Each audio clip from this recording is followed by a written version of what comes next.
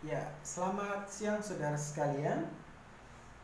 Kita akan lanjutkan. Jadi kita sudah membahas tentang latar belakang masalah, identifikasi masalah, pembatasan masalah, lalu rumusan masalah, tujuan penelitian, signifikansi, lalu selanjutnya adalah metodologi. Nah, dalam metodologi penelitian ini ada dua hal yang perlu dibahas. Yang pertama itu metode penulisan, lalu yang kedua itu metode pengumpulan data. Dalam metode penulisan ini perlu dibahas yang pertama itu metode penelitiannya. Nah, biasanya metode penelitiannya itu adalah antara kualitatif atau kuantitatif atau kuantitatif. Nah, itu harus dipilih dalam skripsi ini mau pakai kuali atau kuanti. Nah, itu harus dipilih dasarnya apa, harus dijelaskan. Lalu metode penulisannya itu biasanya tadi metode penelitiannya, sekarang metode penulisannya itu lebih merujuk pada alat yang mau digunakan. Apakah dalam skripsi ini sebuah analisa, apakah dalam skripsi ini adalah sebuah tinjauan, ataukah di skripsi ini sebuah studi pengaruh.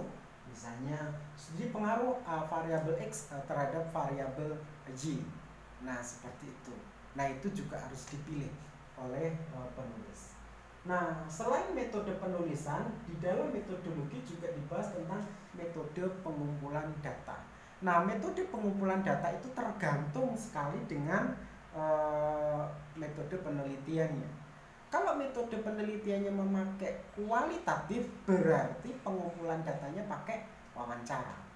Kalau metode penelitiannya pakai kuantitatif, berarti metode pengumpulan datanya pakai angket.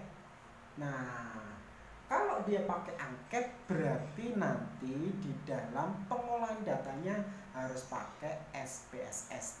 Tapi kalau metodenya kualitatif, metode penelitiannya kualitatif, metode pengumpulannya pakai wawancara, itu tidak pakai SPSS. Jadi SPSS hanya dipakai untuk kuantitatif dengan angket. Nah, seperti itu. Nah, sudah harus jelaskan semuanya di situ. Misalnya juga terkait dengan populasinya. Nanti kalau mau diangket ini berapa ini?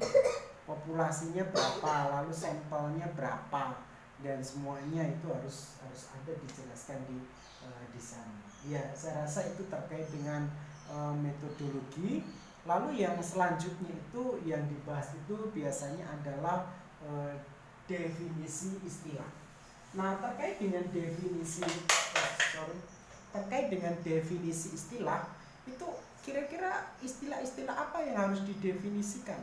Nah, itu biasanya merujuk pada judul skripsi. Nah, di judul itu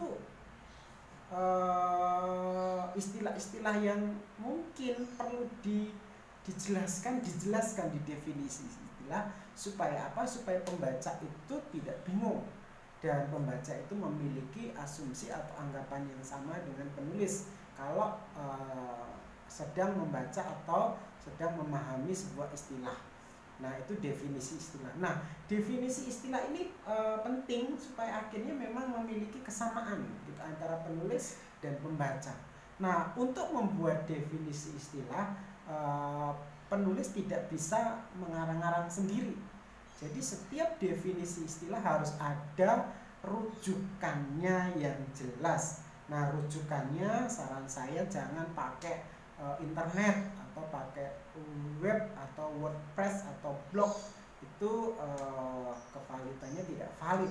Jadi kalau saudara bikin rujukan untuk definisi istilah, harus misalnya dari buku-buku yang menjadi pokok, misalnya buku-buku primer dari skripsi itu, atau mungkin dari kamus atau apa yang itu bisa dipertanggungjawabkan. Lalu terakhir kita akan bahas yaitu sistematika penulisan. Apa itu sistematika penulisan? Sistematika penulisan itu adalah boleh dibilang rangkuman dari seluruh skripsi. Jadi di sistematika penulisan itu akan dijelaskan bab 1, bab 2, bab 3, bab 4, dan bab 5. Nah, biasanya di sistematika penulisan bab 1 itu isinya adalah latar belakang masalah, pembatasan identifikasi masalah, pembatasan masalah, rumusannya, lalu yang keselanjutnya tujuan penelitian, lalu signifikansi, metodologi, lalu definisi dan sistematika. Lalu bab 2 itu isinya adalah tentang kajian teori. Nah, di situ ada kajian teori, kerangka berpikir, dan juga hipotesis. Nah, lalu yang ketiga itu adalah metodologi penelitian. Di situ dijelaskan tempat dan waktu penelitian, populasi, lalu juga terkait dengan metodologi, lalu juga analisa data. Lalu bab 4 itu berisi tentang analisa data, misalnya deskripsi data dan analisa data. Bab 5 itu isinya adalah penutup, kesimpulan, saran. Ya, saya rasa itu bagian akhir, nanti bisa dilihat di diktatnya. Ya, saya rasa itu yang saya bisa jelaskan terkait dengan seluruh proposal ya. Jadi saya harap saudara paham. Jadi kalau tidak paham nanti bisa bertanya ya. Tuhan Yesus memberkati.